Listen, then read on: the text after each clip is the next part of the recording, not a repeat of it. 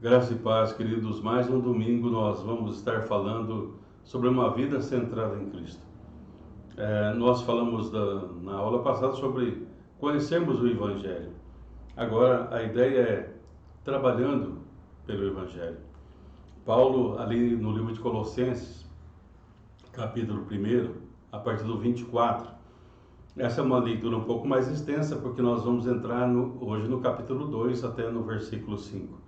Diz assim: Agora me regozijo nos meus sofrimentos por vós, e preencho o que resta das aflições de Cristo na minha carne, a favor do seu corpo, que é a igreja, da qual me tornei ministro de acordo com a dispensação da parte de Deus, que me foi confiada a vosso favor, para dar pleno cumprimento à palavra de Deus.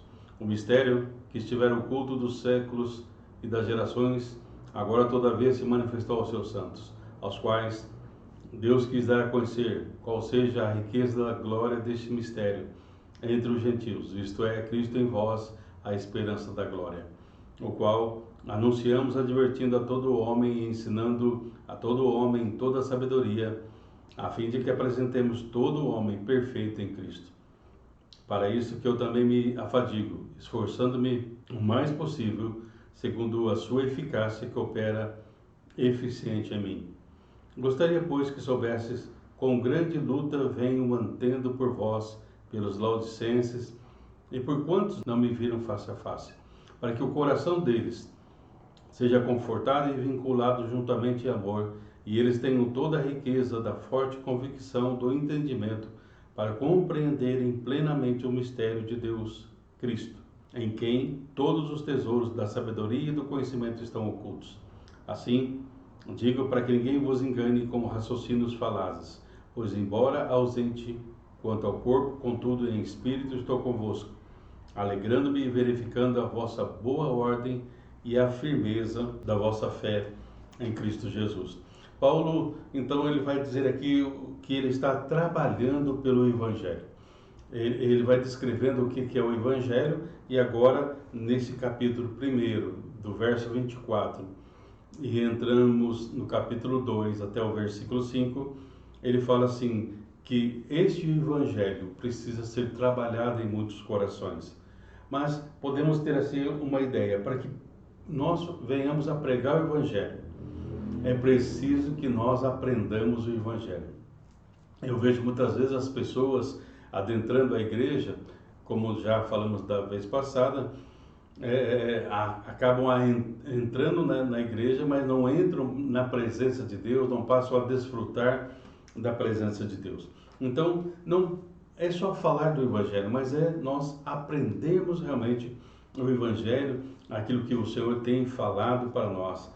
E Paulo, ele tem a ideia de que Jesus, ele é a palavra de Deus em sua plenitude. As boas novas é nós revelarmos realmente Jesus para as pessoas. Eu quero só enfatizar aqui o versículo 24 que nós lemos, quando Paulo ele fala assim que ele vai preencher o resto das aflições de Cristo. O que Paulo está dizendo aqui para nós não é que Jesus deixou alguma coisa e ele precisa completar. Mas ele está dizendo assim, olha, eu vou pagar um preço, eu vou me sacrificar, eu vou negar a mim mesmo, vou tomar a minha cruz e vou seguir o Senhor. É isso que ele está dizendo em completar aqui a questão dos sacrifícios, que houve o resto das aflições de Cristo Jesus. E quando eu estava lendo isso aqui, eu fiquei pensando quais os sacrifícios que nós temos feito pelo Evangelho.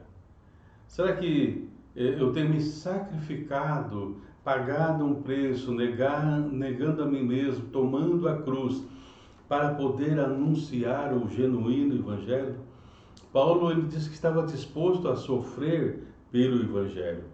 E quando nós lemos isso, Paulo não é teórico. Paulo não está dizendo assim, olha, eu dou minha vida, enfim. Não, mas Paulo realmente deu a sua vida em prol do Evangelho. Quando nós lemos ali um texto, 2 Coríntios, capítulo 11, do versículo 23 a 28, É um pouquinho extenso, mas vale a pena nós lermos. Eu vou estar lendo uma tradução um pouco diferente, mas diz assim: Paulo diz, a partir do verso 23, trabalhei muito mais, estive na prisão com mais frequência, fui açoitado com mais violência e fui exposto à morte repetidas vezes.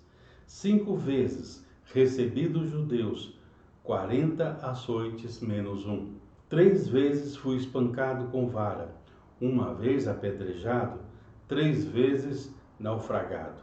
Passei uma noite e um dia em alto mar. Tenho estado em constante movimento.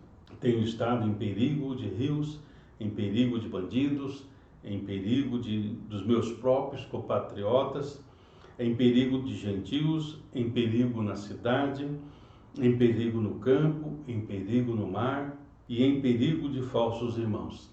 Tenho trabalhado e muitas vezes tenho ficado sem dormir. Conheci fome e sede e muitas vezes fiquei sem comida, eu estive com frio e nu. Além de tudo mais, enfrento diariamente a pressão de minha preocupação com todas as igrejas. Eu fiquei pensando aqui, realmente Paulo ele descreve o que estava acontecendo porque ele estava pregando o genuíno evangelho. Ele fala que os judeus o perseguiam, os gentios o perseguiam, pessoas da própria comunidade o perseguiam, da própria comunidade cristã, enfim. Mas Paulo fala assim, não, mas eu não deixo de me preocupar. E essa preocupação o fazia agir segundo os princípios de Deus, segundo a força do Senhor, para que ele pudesse realmente, como nós temos dito, trabalhar realmente pelo Evangelho, para que o Evangelho pudesse alcançar um grande número de pessoas. E aí volto naquela pergunta, né? O que nós temos sofrido pelo Evangelho. Paulo, quando ele fala ali na sua carta aos Filipenses, no capítulo 1, versículo 29, anote esse texto, preste atenção nisso, porque muitas vezes eu quero que o Senhor me ajude nisso ou naquilo, mas eu não estou disposto a pagar o preço de levar a sua palavra até os confins da terra ou indo pregando o Evangelho. Paulo fala a esta igreja em Filipe: porquanto, por amor a Cristo, vos foi concedida a graça, então nos concedeu a graça, de não somente crer em Cristo, mas também de sofrer por Ele. Então, quando nós lemos ali no texto de 2 Coríntios, quando Paulo fala de todo aquele sofrimento, não é algo teórico, mas ele diz assim, não falta graça, mesmo no sofrimento nós temos a graça de Deus. Paulo, ele se reconhecia como um servo da igreja que era corpo vivo de Cristo. Será que nós nos reconhecemos como servos de Cristo e servos uns dos outros? Será que muitos de nós não queremos, como João relata numa das suas cartas, de um irmão que queria ter a primazia na igreja, queria ter o primeiro lugar? O primeiro lugar é sempre do Senhor e Ele não abre mão deste lugar.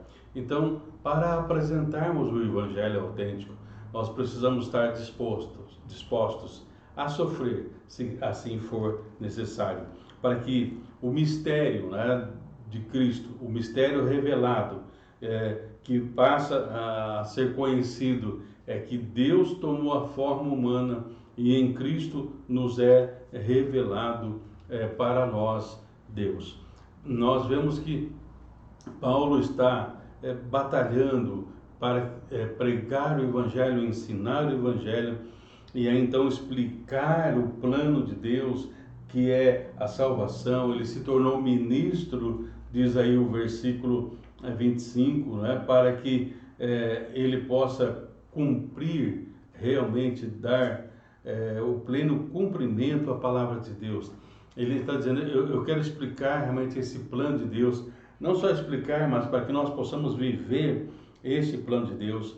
Então, o mistério da vontade de Deus, aqueles caminhos que são mais altos que os nossos, os pensamentos que são mais altos que os nossos, acabam sendo revelados.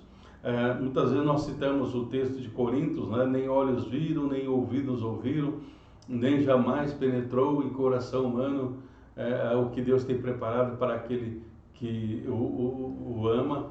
Mas logo em seguida Paulo diz assim: mas Deus nola revelou pelo seu Espírito. Então, o Evangelho, trabalhar pelo Evangelho, é anunciar realmente que Deus tem uma vontade. E nós precisamos compreender a boa, perfeita vontade de Deus para nós. E para isso nós temos que estar na presença de Cristo.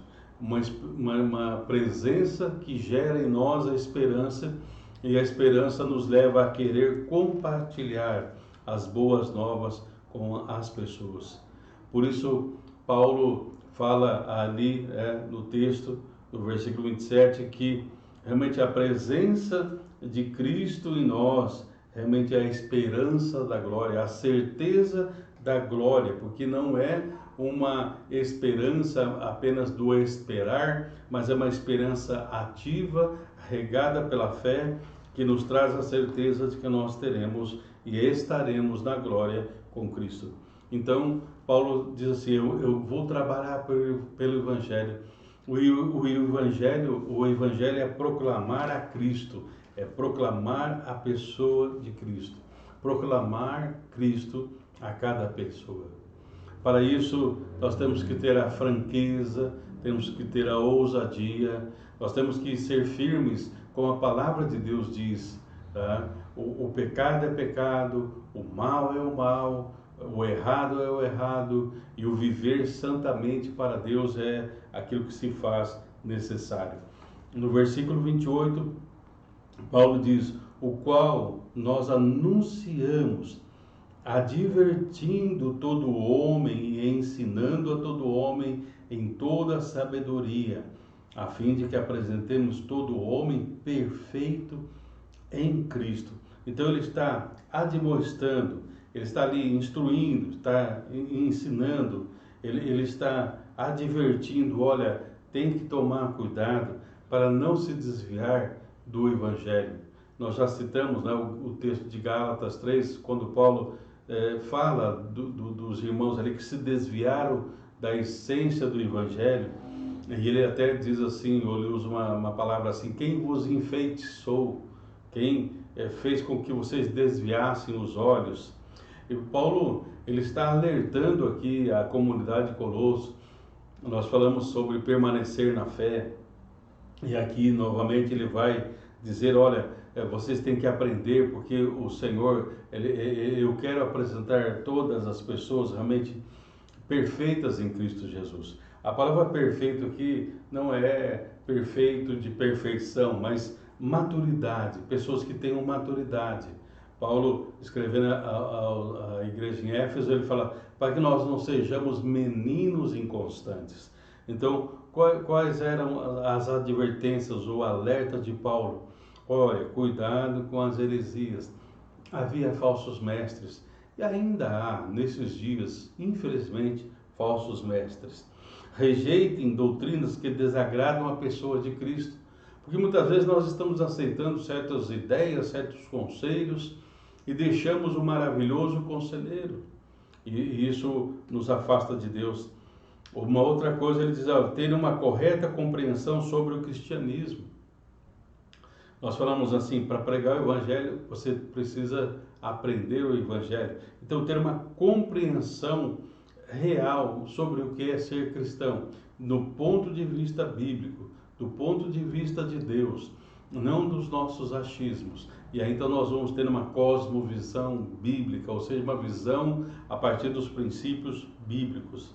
Também uma das orientações de Paulo era para que houvesse arrependimento, houvesse fé em Cristo Jesus, e jamais desviassem, né? E o que chama a atenção nesse texto é que a verdade de Deus é para todas as pessoas.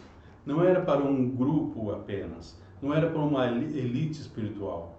Os gnósticos tinham a ideia de que as revelações e os mistérios eram para alguns, Paulo diz: as boas novas, o segredo de Deus, a revelação de Deus é para todos.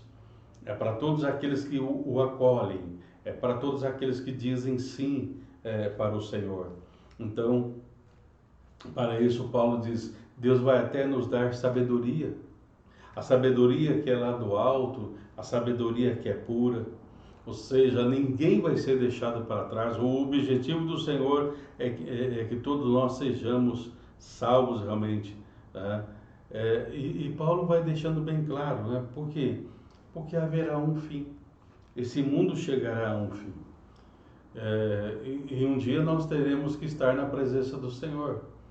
E como diz no Antigo Testamento, prepara-te para te encontrares com teu Deus. Então nós temos que ter esta vida de maturidade, esta vida de poder, esta vida na graça de Deus, para que nós possamos estar não só aprendendo o Evangelho, mas ensinando o Evangelho. No versículo 29, Paulo diz assim: para isto é que eu também me afadigo, ou seja, eu me esforço o máximo possível, mas ele diz, segundo a sua eficácia, que opera eficiente em mim. Paulo não está dizendo assim: olha, eu estou fazendo isso na força, na minha própria força, ou na força do braço, ou na força do meu intelecto. Ele reconhece que a sua força é o poder de Deus que veio através de Cristo Jesus e agora está nele, na presença do Espírito Santo. Por isso, para que nós possamos pregar o Evangelho, possamos viver uma vida centrada em Cristo, queridos, esta luta exige um esforço que é um esforço incansável. E nós somente podemos encontrar forças para isso na presença do Senhor. Para que as pessoas se tornem realmente pessoas que têm uma vida centrada em Cristo. Para que nós possamos aprender com elas. Para isso se faz maturidade, precisa termos maturidade. Para isso requer de nós uma disposição para nós andarmos juntos. Confiar no poder de Deus. Muitas vezes nós nos sentimos cansados, sobrecarregados, é porque nós estamos tentando levar as coisas por nós mesmos. Lembre-se, eu tenho meditado naquele texto ali de Isaías 9, verso 6, que isso seja para nós, né, neste novo ano que você adentrou aí, que Ele tem o domínio, Ele tem o governo realmente nos seus ombros. Muitas vezes meus ombros são fracos, mas Cristo tem os ombros fortes. Ele carregou a sua cruz e Ele pode nos ajudar a carregar a nossa própria cruz. Confiar no poder de Deus. Deus é aquele que vai nos proteger realmente dos falsos profetas, dos falsos ensinos. Nós vamos, mesmo numa luta, Paulo deixa claro, né, que ele está aí como se afadigando, se esforçando, ele está muitas vezes em agonia, mas ele não deixa de pregar o Evangelho, não deixa de trazer a presença de Deus. E ainda ele diz aí no versículo 2 do capítulo 2, para que o coração deles seja confortado e vinculado juntamente em amor, e eles tenham toda a riqueza da forte convicção do entendimento para compreenderem plenamente o mistério de Deus. Aí veio Cristo. Esse é o mistério de Deus. Então Paulo diz para que sejam unidos, para que, como se nós estivéssemos entrelaçados, fôssemos então os vários elementos do corpo de Cristo. E esses elementos são vidas entrelaçadas agora pela graça, que vão promover o crescimento uns dos outros em amor, em maturidade, em graça, desenvolvendo uma espiritualidade saudável, uma espiritualidade segundo o Evangelho. E aí então teremos esse entendimento do mistério de Deus, Cristo. Deus não reserva e não esconde nada de nós. Então, a compreensão da palavra de Deus traz para nós isso. Isso vai promover a unidade, isso vai manter Cristo no centro, das nossas vidas no centro da igreja, porque infelizmente eu sempre comparo, se você analisar, quando Davi foi buscar a arca da aliança que estava na casa de Obed-Edom, Davi intentou levar ali para Jerusalém, para o tabernáculo, para um lugar específico.